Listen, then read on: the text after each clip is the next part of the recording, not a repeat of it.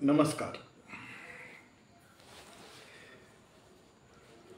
Story आज जरा वेगळी आहे. गेली 75 वर्ष आपण अनुभवतो समाज व्यवस्था आणि व्यवस्थेतील माणसं. हा असा विषय आहे पहा, कष्टकरी माणसं आहेत, बुद्धिजीवी आहेत आणि आर्थिक क्षेत्रातील अर्थसाक्षर माणसं. इथं पहा, अर्थशास्त्रातील शास्त्रज्ञ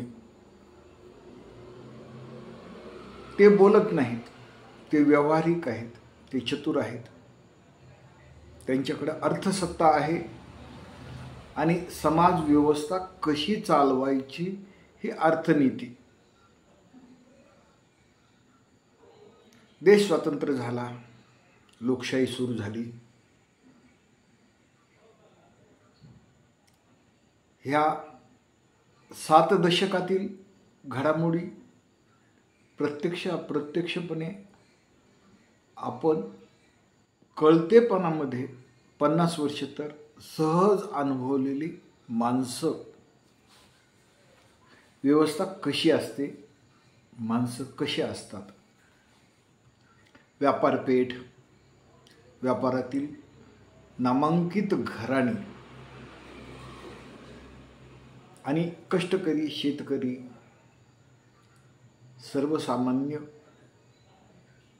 जे हातावर पोट भरणारी माणसं, त्यांचं जीवनमान जगणं आम्ही लहानपणापासून पाहत आलो.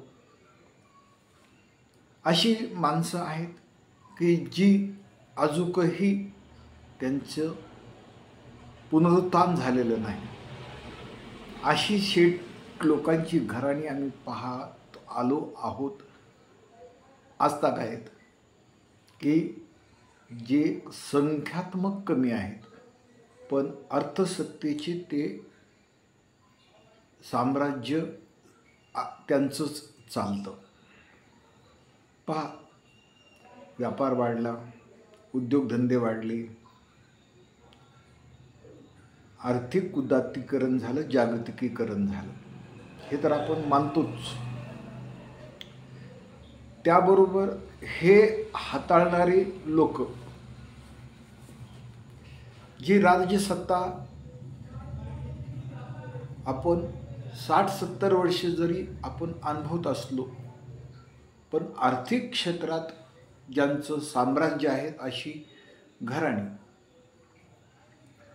भलं राजसत्तेतील सत्तास्थानी हे वेगवेगळी आहेत राज्यात, देशात. त्यांचं नाव लौकिक आहे, परंतु अर्थकारणातील ही जी मातब्बर मंडळी ती सर्व व्यवस्था चालवतात. सत्ता परिवर्तन होतं, पण व्यवस्थेतील माणसं कशी हाताळायची ही अर्थनीती, राजनीती ही खूप सुज्ञ आहे.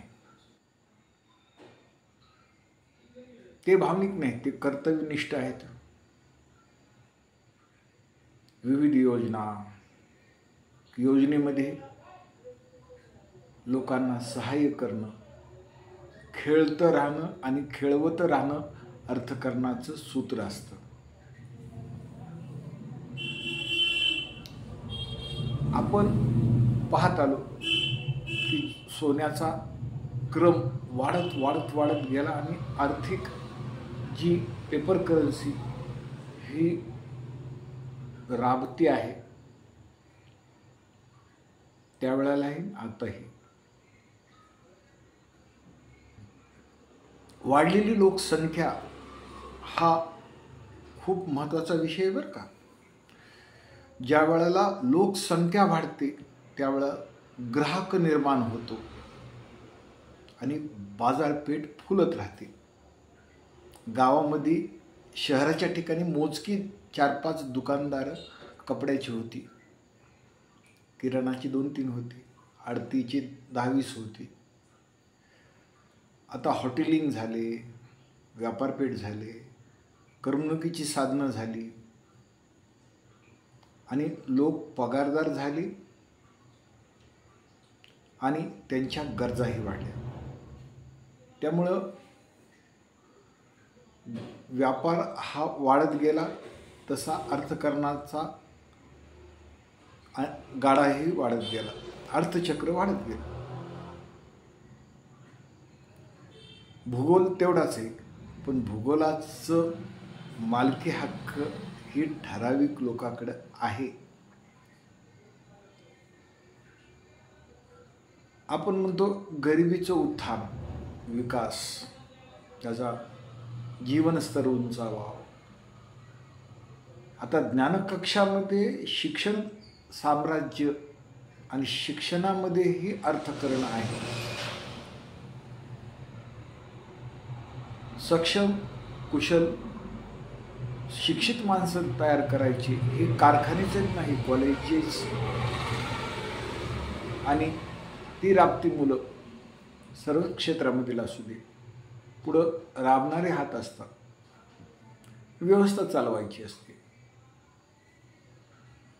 पण इथं दोन प्रकार झालाय पहा. एक इंडिया वाढत चाललाय, भारत खचत चाललेला आहे पहा. कारण भरमसाठ लोकसंख्या, अज्ञानी आणि फुकट जगणारी, त्यांच्या जगण्याला, त्यांच्या जीवनस्तराचा उंचावण्यासाठी केलेला प्रयत्न तरी अजून दिसायला गेला, कारण वाढती लोकसंख्या आहे. भलं राजकीय इच्छाशक्ती असेल, असायलाच हवी, गरिबाचं उत्थान होणं, विकास होणं. पण आता व्यसनाधीनता, जुगारी मनोवृत्ती, विकृती आणि व्यसनाधीनतेतून घडत असलेलं अपराधीकरण हाही चिंतेचा प्रश्न आहे. सामाजिक स्वास्थ्य राहत नाही, हिंसात्मक भूमिकेतून सामाजिक स्थैर्य राहत नाही, शांती राहत नाही. आरोग्याच्या समस्या बकालीकरणाने वाढतात, त्याचा तणाव सरकारवर पडतो. सरकार हे कल्याणकारी असतं आणि आहे तेही.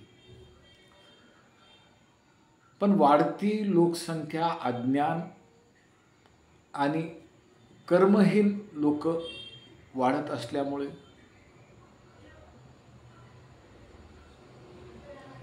त्यातून प्रोडक्टिव्हिटी, उत्पादकीय क्षमता आहे का?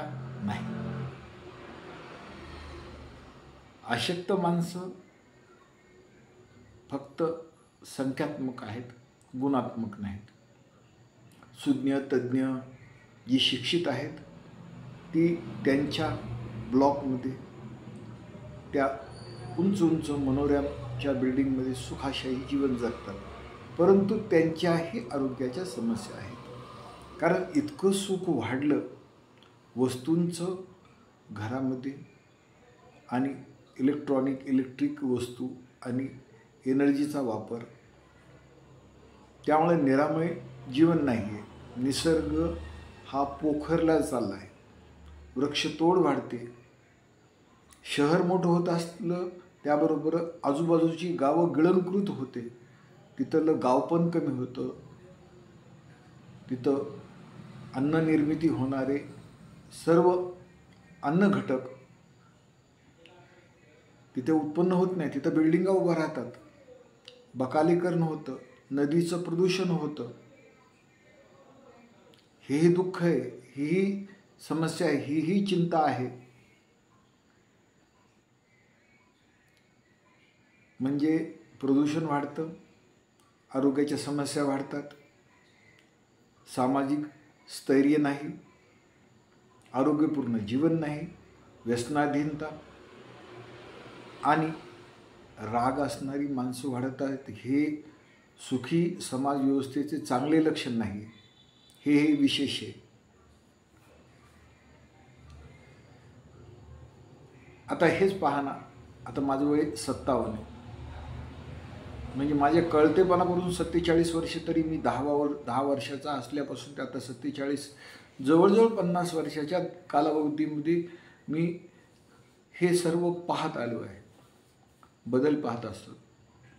त्याबरोबर सामाजिक जीवनातील लोकांचं जीवनमान वाढतं आहे हे तितक्यापुरतं बरं वाटतं. शिक्षित आहेत, ज्ञानी आहेत, विद्वान आहेत, परंतु जो घटक आजही शोषित आहे, पीडित आहे, त्यांचा विकास नाही, हे दुःख आहे.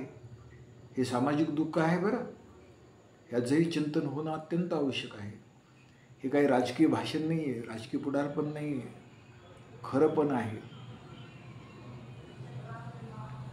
तुम्ही आम्ही सुधारलो, चांगल्या घरामध्ये राहू लागलो, आपण सुधारलो, इलेक्ट्रॉनिक वस्तू वाढल्या, गाड्या वाढल्या, थाट वाढला, रुबाब वाढला, आपल्या घरात 4-2 बुद्धिवान तयार झाले, म्हणजे आपला व्यक्तिगत स्वार्थ विकास येतो, सामाजिक नाही, सार्वजनिक नाही. हेही दुःख मानावंच लागेल. म्हणजे आपण व्यक्तिगत सुखी आहोत हा स्वार्थच आहे. निसर्गाचं प्रदूषण होतंय, निसर्गाला आपण जपत नाही, आपल्या गरजा वाढलेल्या आहेत, विद्युतचा वापर वाढलेला आहे, पेट्रोल डिझेलचा वापर वाढलेला आहे. आपण सुखाशी साई जीवन जगतो, परंतु हे सुख नाही, हा कुणावर तरी जुलूम आहे. इकडं आहे रे, इकडे नाही रे, अशी दोन्ही टोकं आपल्याला रोज दिसतात. गरिबी दिसते, उच्चभ्रू माणसं दिसतात, थाटामाटातील दिसतात, लाखो करोडोच्या गाड्यांनी हिंडणारी माणसं दिसतात.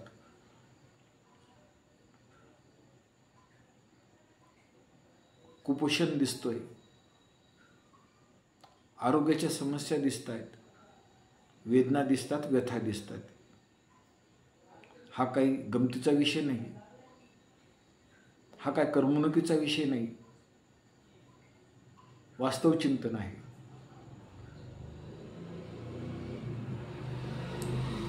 म्हणजे इंडिया वाढत असताना भारत नेमका आपला आहे कुठं, हा आहे प्रश्न पडतो.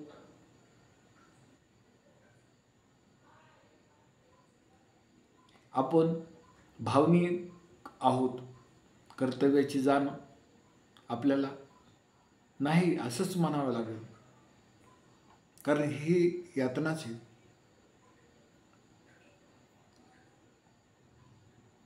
आपण उत्सवप्रिय आहोत, व्यक्तिपूजक आहोत, भावनिक आहोत, आणि त्या भावनेच्या ह्याच्यामध्ये आपलं वर्षानुवर्ष गणती तेच जाते. कधीतरी कंटाळा येतो. सुधारणा म्हणजे काय? इतिहासाचे पुस्तक वाचली आणि इंग्रजी फाडफाड बोललो, बुद्धी चालवली, तेच शहाणपण. बाहेरचा देश आणि आपण हा संभ्रमी आहे आणि त्यांच्यासारखं होण्यासाठी केलेला अट्टहासवी आहे. पण आपण आपले सुधारलेले नाहीत, आपण आपल्यातही बदल करत नाहीत. म्हणजे हे आपण आहोत कुठं? विश्वात्मक देव हा संत ज्ञानेश्वरांनी पसायदानात व्यक्त केलेला आहे. भूतां परस्परे जड मैत्री जीवांचे, मैत्रीय भाव, करुणा, प्रेम, वात्सल्य आणि जिव्हाळा हे शब्द नव्हे, हे जीवनातील आचरण मूल्य आहेत. धन्यवाद. चॅनलला लाईक करा, सबस्क्राईब करा.